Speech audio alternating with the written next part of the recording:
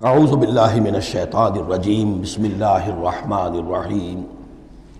فلولا کانت قریۃ آمنت فنفعها ایمانها، تو کیوں نہ ہوئی کوئی بستی کہ جو ایمان لاتی اور اسے اس کے ایمان نے نفع پہنچایا ہوتا، الا قوم یونس، سوائے ایک قوم یونس کے۔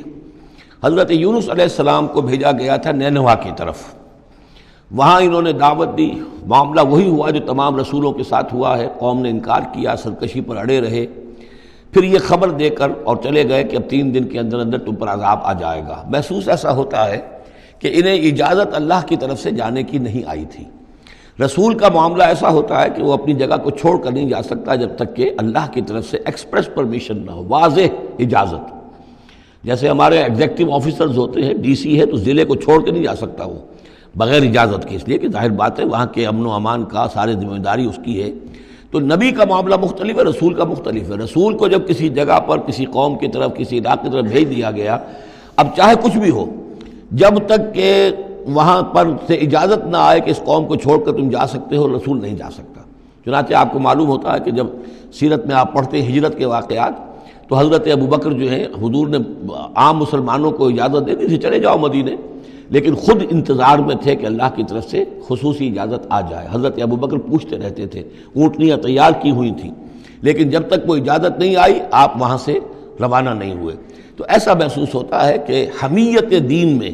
کچھ بہت زیادہ جوش آیا حضرت یونس علیہ السلام کے۔ بہرحال حمیت دینی اور اللہ کی غیرت جو ہے وہ اچھی شے ہے، لیکن وہ جوش کے اندر بس صرف یہ ان سے نظر انداز ہو گیا معاملہ کہ اپنی اللہ تعالیٰ کی طرف سے واضح اجازت آئے بغیر اپنی قوم کو چھوڑ کر چلے گئے۔ اس کا نتیجہ یہ نکلا کہ جب عذاب کے آثار شروع ہوئے اور قوم نے دیکھا کہ جو بات کہی تھی یونس نے وہ تو صحیح نکل رہی ہے، لہذا وہ پوری قوم نے توبہ کی، گڑ گڑائے، اپنے سب بچوں کو عورتوں کو لے کر باہر نکل آئے، مال مویشی سامان لے کر گڑ گڑا کر اللہ سے توبہ کی، تو اللہ نے ان کی توبہ کو قبول کر لیا۔ حالانکہ عذاب کے آثار شروع ہونے کے بعد توبہ قبول نہیں ہوتی، لیکن ایک استثناء ہے،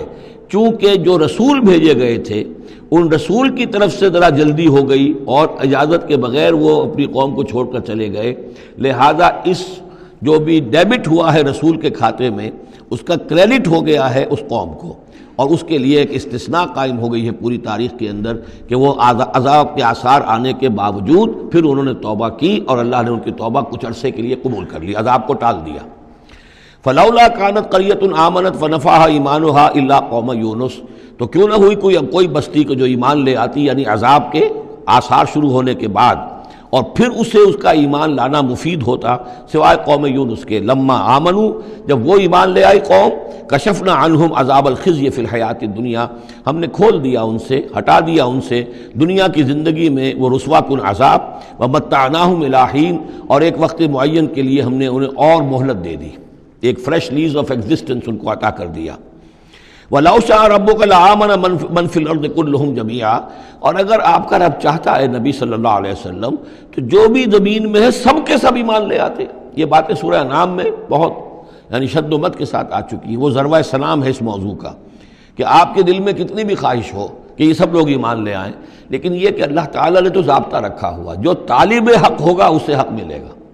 جو طالب ہدایت ہوگا اسے ہدایت ملے گی، جو ضد پر، ہٹ درمی پر، تعصب پر اور کسی ضد میں آ گیا ہے اسے اللہ تعالیٰ ہدایت نہیں دے گا۔ اگر جبراً اللہ نے ہدایت دینی ہوتی تو دنیا میں کوئی بھی کافر نہ ہوتا، سب کے سب مومن ہوتے، متقی ہوتے۔ آخر اللہ کے فرشتے کتنے ہیں؟ سب مومن ہیں، متقی ہیں، پاک ہیں، صاف ہیں، کہیں کوئی غلطی نہیں، معصیت نہیں، کہیں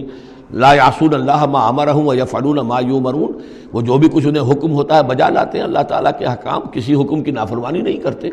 انسانوں کو پیدا کیا ہے امتحان کے لیے، خلق الموت والحیات لیبلوکم ایکم احسن عملا، لہذا آپ اس معاملے میں بس اپنا فرض ادا کریں، باقی کون ایمان لا رہا کون نہیں لا رہا وہ معاملہ ہم سے متعلق ہے۔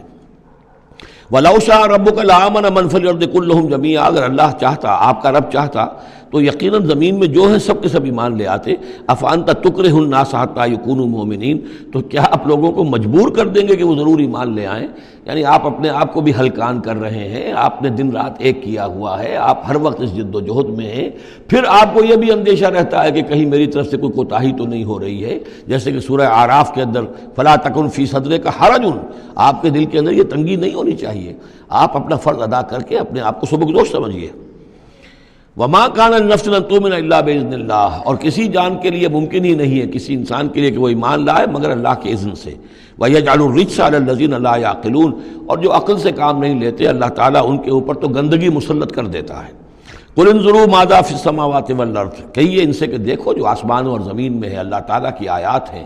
آسمان میں بھی ہیں زمین میں بھی ہیں۔ وَمَا تُغْنِ الْآيَاتُ وَالنُّذُرُ عَنْ قَوْمٍ لَا يُؤْمِنُونَ، لیکن یہ ساری آیات کام نہیں آتی، اور یہ ساری انذار اور ڈر سنانا اور جو بھی دعوت و تبلیغ ہے وہ ان لوگوں کے لیے جو ایمان نہیں لانا چاہتے مفید نہیں ہے۔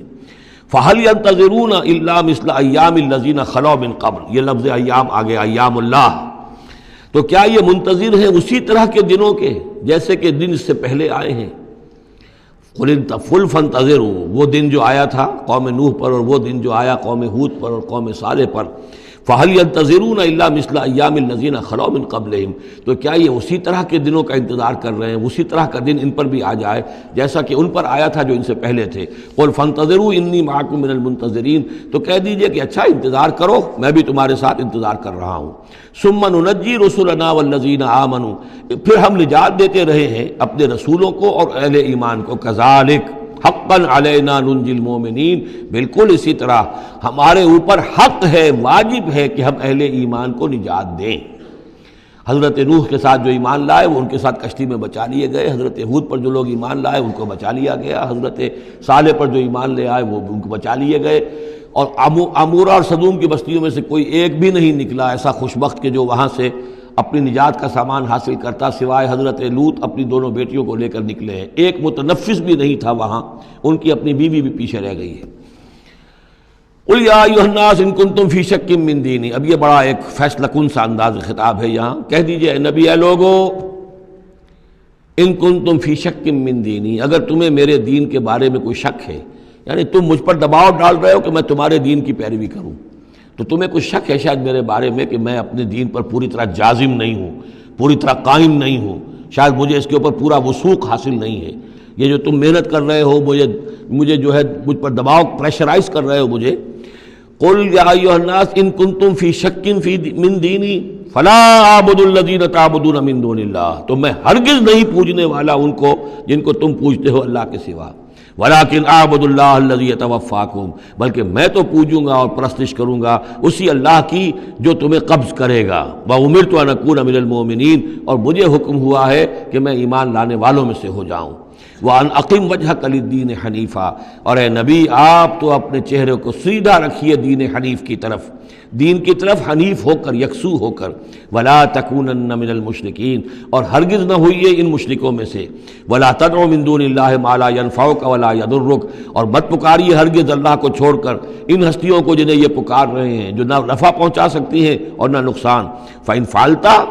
اور اگر بالفرض آپ نے ایسا کیا، فَإِنَّكَ إِذًا مِّنَ الظَّالِمِينَ، تو پھر آپ بھی ظالموں میں سے ہو جائیں گے۔ وَإِن يَمْسَسْكَ اللَّهُ بِضُرٍّ فَلَا كَاشِفَ لَهُ إِلَّا هُوَ، اور اگر اللہ تعالیٰ آپ کو کوئی ضرر پہنچائے، تکلیف پہنچائے، تو کوئی نہیں ہے اس کا کھولنے والا، دور کرنے والا سوائے اس کے۔ وَإِن يُرِدْكَ بِخَيْرٍ، اور اگر وہ ارادہ کر لے آپ کے ساتھ بھلائی کا، خیر کا، اچھائی کا، فَلَا رَادَّ لِفَضْلِهِ، تو اس کے فضل کو لوٹانے والا کوئی نہیں جو آڑ بن جائے، روک بن جائے، رکاوٹ بن جائے اس کے فضل کے راستے میں۔ يُصِيبُ بِهِ مَن يَشَاءُ مِنْ عِبَادِهِ، وہ اپنا فضل دیتا ہے اپنے بندوں میں سے جس کو چاہتا ہے، پہنچاتا ہے جس کو چاہتا ہے۔ وَهُوَ الْغَفُورُ الرَّحِيمُ، اور وہ غفور اور رحیم ہے۔ قُلْ يَا أَيُّهَا النَّاسُ، کہہ دیجئے اے لوگو، قَدْ جَاءَكُمُ الْحَقُّ مِنْ رَبِّكُمْ، تمہارے پاس تمہارے رب کی طرف سے حق آ چکا ہے۔ فَمَنِ اهْتَدَىٰ، تو جو کوئی بھی ہدایت پائے، فَإِنَّمَا يَهْتَدِي لِنَفْسِهِ، تو وہ اپنے بھلے کو ہدایت پاتا ہے،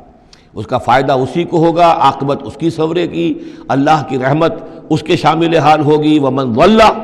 اور جو بھٹک جائے، جو گمراہ ہو جائے، فَإِنَّمَا يَضِلُّ عَلَيْهَا، تو وہ بھی اپنی جان پر وبال لے گا، اس کا سارا وبال اس کی اپنی جان پر آئے گا۔ وَمَا أَنَا عَلَيْكُمْ بِوَكِيلٍ، اور میں کوئی تمہارا ذمہ دار نہیں ہوں، میں تمہارے اوپر کوئی داروغہ بنایا نہیں گیا ہوں، میں تمہارے بارے میں مسئول نہیں ہوں، اللہ کے ہاں مجھ سے تمہارے بارے میں باس پرس نہیں ہوگی۔ وَلَا تُسْأَلُ عَنْ أَصْحَابِ الْجَحِيمِ، آپ سے نہیں پوچھا جائے گا جہنمیوں کے بارے میں۔ وَاتَّبِعْ مَا يُوحَىٰ إِلَيْكَ، اور اے نبی آپ پیروی کرتے جائیے اس کی کہ جو آپ کی طرف وحی کیا جا رہا ہے۔ وَاصْبِرْ، اور صبر کیجئے، جمے رہیے، ڈٹے رہیے، ان کے دباؤ کو برداشت کیجئے۔ حتیٰ یحکم اللہ، یہاں تک کہ اللہ تعالیٰ فیصلہ سنا دے، وہو خیر الحاکمین، اور یقیناً وہ بہترین فیصلہ کرنے والا ہے۔ صدق اللہ العظیم۔